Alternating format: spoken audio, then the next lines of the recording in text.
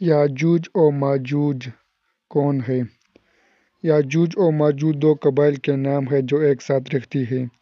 ان کا نسب: یہ دونوں قبائل حضرت آدم علیہ السلام کی اولاد میں سے ہیں اور ساتھ ہی حضرت نوح علیہ السلام کی نسل سے بھی تعلق رکھتے ہیں، یعنی یہ عام انسان ہیں۔ یہ نہ تو جنات ہیں، نہ خلائی مخلوق اور نہ ہی کوئی افسانوی مخلوق جیسا کہ بعض کہانیاں بیان کرتی ہیں۔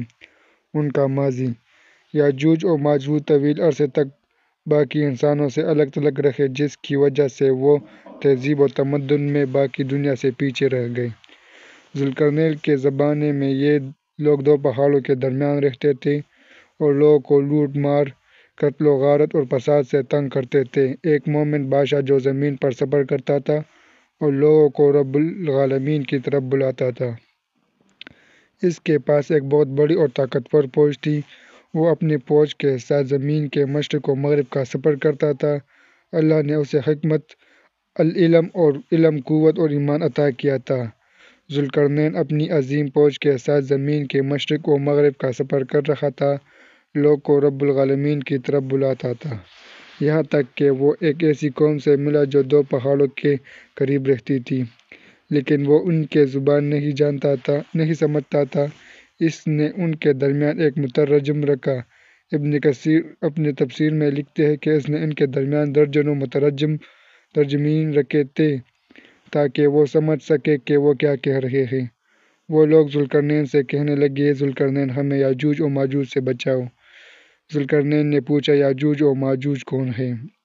انہوں نے جواب دیا، "وہ مفسد ہیں، کسی بستی میں داخل ہوتے ہیں تو اسے برباد کر دیتے ہیں، ہمارے کھیتوں اور نسلوں کو تباہ کرتے ہیں۔" ذوالقرنین نے اللہ کے حکم سے ان کے لیے ایک مضبوط دیوار بنا دی تاکہ یہ باقی دنیا سے الگ ہو جائیں۔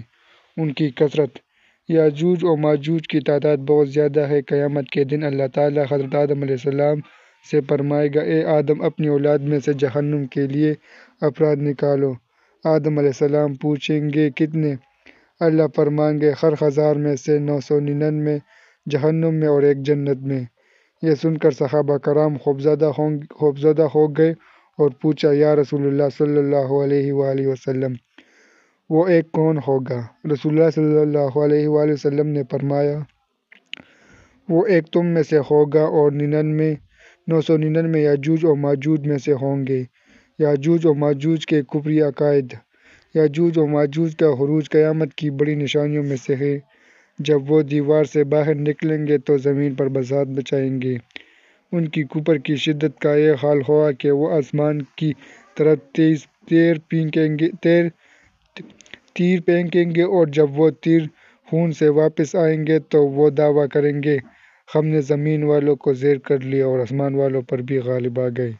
ان کا انجام: یاجوج و ماجوج کو اللہ تعالیٰ ایک خاص کیڑے النحب کے ذریعے ہلاک کرے گا جو ان کی گردنوں پر حملہ کرے گا۔ ان کی لاشیں زمین کو بھر دیں گے اور بدبو پھیل جائے گی۔ حضرت عیسیٰ علیہ السلام اللہ سے دعا کریں گے تو اللہ تعالیٰ پرندے بھیجے گا جو ان لاشوں کو اٹھا کر لے جائیں گے اور زمین کو پاک کرے گا۔ ان کا موجودہ مقام: یاجوج و ماجوج کا کہاں ہے، یہ ایک ایسا راز ہے جو اللہ ہی بہتر جانتا ہے۔ ان کا مقام یا تو زمین کے نیچے کسی گہرائی میں ہے یا کسی ایسی جگہ پر ہے جہاں انسانوں کی رسائی ممکن نہیں۔ رسول اللہ صلی اللہ علیہ وآلہ وسلم نے فرمایا کہ وہ روزانہ دیوار کو کھودتے ہیں اور جب سورج کی روشنی قریب آتی ہے تو ان کا سردار کہتا ہے، "کل دوبارہ آئیں گے انشاءاللہ۔" یہی انشاءاللہ کہنا ان کے آخری دن میں فیصلہ کن ہوگا جب وہ دیوار کو مکمل کھود کر باہر نکلیں گے اور یہ دنیا میں فساد برپا کریں گے۔ مولانا حافظ الرحمن نے اپنی کتاب قصص القرآن میں لکھا ہے کہ حضرت عیسیٰ اور تمام مسلمان مل کر اللہ سے دعا کریں گے کہ یہ ان سے جان چھڑا دے۔ پھر اللہ تعالیٰ ان کی گردنوں میں ایسا کیڑا پیدا کر دے گا جو ان کی موت کا باعث بنے گا۔ پوری زمین ان کی لاشوں سے بھر جائے گی۔ پھر اللہ کے حکم سے بارش برسے گی جو زمین کو ان تمام لاشوں سے پاک کر دے گی۔ یاجوج و ماجوج کے نکلنے کا وقت ظہور مہدی پھر خروج دجال کے بعد ہوگا۔ اس وقت حضرت عیسیٰ علیہ السلام نازل ہو کر دجال کو قتل کر چکے ہوں گے۔ ان کے نکلنے کی ایک علامت بحیرہ طبریہ کے پانی کا تیزی سے کم ہونا بیان کیا جاتا ہے۔ جس کا حدیث مبارکہ میں بھی ذکر ہے، اور یہی وہ وقت ہوگا جب قیامت قریب ہوگی۔ اللہ پاک سے دعا ہے کہ ہمارا خاتمہ ایمان پر کرے اور ہمیں اپنی پناہ میں رکھے، آمین۔ ہماری ذمہ داری یاجوج و ماجوج کے بارے میں ایمان رکھنا ایمان بالغیب کا حصہ ہے۔ اللہ نے ان کا ذکر ہمیں اس لیے کیا تاکہ ہم جان سکیں کہ آزمائشوں سے بچنے کے لیے ہمیں سدی بندش کی ضرورت ہے۔ اپنے اور گناہوں کے درمیان دیواریں کھڑی کریں، چاہے وہ مباح جائز چیزیں ہی کیوں نہ ہوں، تاکہ آپ بڑی آزمائشوں سے محفوظ رہ سکیں۔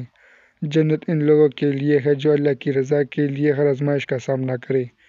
جو اللہ کے لیے کسی چیز کو ترک کرتا ہے، اللہ اسے بہتر سے نوازتا ہے۔ اللہ ہمیں محفوظ رکھے، آمین۔